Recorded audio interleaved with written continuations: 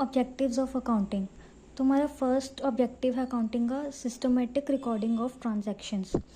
जैसे कि हमने अकाउंटिंग प्रोसेस में देखा था, जो हमारा फर्स्ट स्टेप होता है रिकॉर्डिंग ऑफ ट्रांजैक्शंस, जिसे हम अकाउंटिंग लैंग्वेज में बुक कीपिंग भी कहते हैं। बिकॉज अकाउंटिंग हम तभी कर सकते हैं जब हमारे पास ट्रांजैक्शंस का रिकॉर्ड होगा, क्योंकि वो ट्रांजैक्शंस ही बेस बनती हैं आगे अकाउंटिंग के प्रोसेस का। Second is ascertainment of results of above recorded transactions. अब जो हमने ट्रांजैक्शंस रिकॉर्ड की हैं, अब हमने देखना है कि उसके रिजल्ट्स क्या निकलते हैं। फॉर एग्जांपल, जो हमारा रेवेन्यू है, जो हमारी इनकम है, वो अगर एक्सपेंसेस से ज़्यादा है, इसका मतलब जो है हमारा बिजनेस जो है वो प्रॉफिट में जा रहा है, प्रॉफिटेबिलिटी है। और अगर हमारे एक्सपेंसेस इनकम से ज़्यादा हैं, तो इससे पता चलता है कि जो हमारा बिजनेस है वो लॉस में जा रहा है। जब ये हम रिजल्ट्स निकालते हैं, इससे हमें पता चलता है कि अगर हमारा बिजनेस लॉस में जा रहा है तो हमें क्या चीज़, कौन से एक्शंस लेने हैं जिससे हम इन लॉसेस को रिड्यूस कर सकते हैं। और अगर हमारे प्रॉफिट्स हो रहे हैं तो उस प्रॉफिट्स को हमने मेंटेन कैसे करना है। Third one is ascertainment of the financial position of the business. सिर्फ रिजल्ट्स निकालने से कोई फ़ायदा नहीं होगा जब तक हम देखेंगे नहीं कि बिज़नेस की फ़ाइनेंशियल पोजीशन क्या है। फाइनेंशियल पोजीशन हम कैसे निकालते हैं, जब हमें पता चलता है कि जो हमारा बिजनेस है, हम उसमें हमारी लाइबिलिटीज़ कितनी हैं और हमारी एसेट्स कितने हैं। और फाइनेंशियल पोजीशन हम असरटेन करते हैं with the help of balance sheet.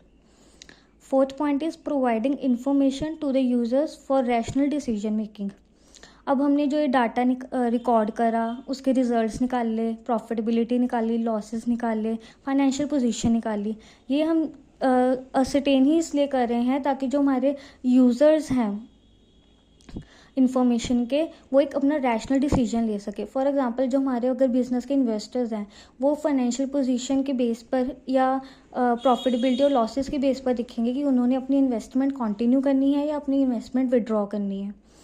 Fifth one is to know the solvency position. Solvency position का मतलब ये होता है कि at a point of time business जो है वो अपनी लाइबिलिटीज़ को पूरा कर पाएगा कि नहीं कर पाएगा, in short term liabilities and long term liabilities both.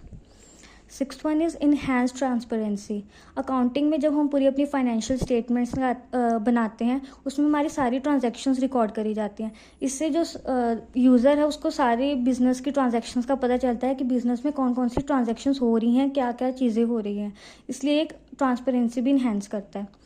Seventh is credibility with stakeholders. अब जो हमारे स्टेक होल्डर्स हैं, अगर हम उन्हें कुछ बताएंगे ही नहीं कि हमारे बिज़नेस में हो क्या रहा है, कौन सी ट्रांजैक्शन हो रही है, क्या लेन देन हो रहा है, तो वो क्या ही डिसीजन लेंगे और क्या ही वो हमारे बिज़नेस पर ट्रस्ट करेंगे। इसलिए स्टेक होल्डर्स के साथ ट्रस्ट को बिल्ड करने के लिए भी हम अकाउंटिंग करते हैं। Last one is to help in future planning. अब जब हम अकाउंटिंग करते हैं, उसके बेस पर ही आगे की फ्यूचर के लिए डिसीजंस लिए जाते हैं। बिकॉज अगर जैसे कि अगर हमारा फाइनेंशियल स्टेटमेंट्स हमने बनाई, उसमें अगर हमारा प्रॉफिट निकलता है, तो जो मैनेजमेंट है वो देखेगी हमारा प्रॉफिट निकला, अब हमने इससे ज़्यादा इम्प्रूव कैसे करना है और बेटर कैसे करना है, या फिर हमने इसको मेंटेन कैसे करना है। और अगर लॉसेस निकल रहे हैं तो मैनेजमेंट देखेगी कि हमारी कहाँ पर गलती हो रही है या हमने कौन सी चीज़ को ठीक करना है।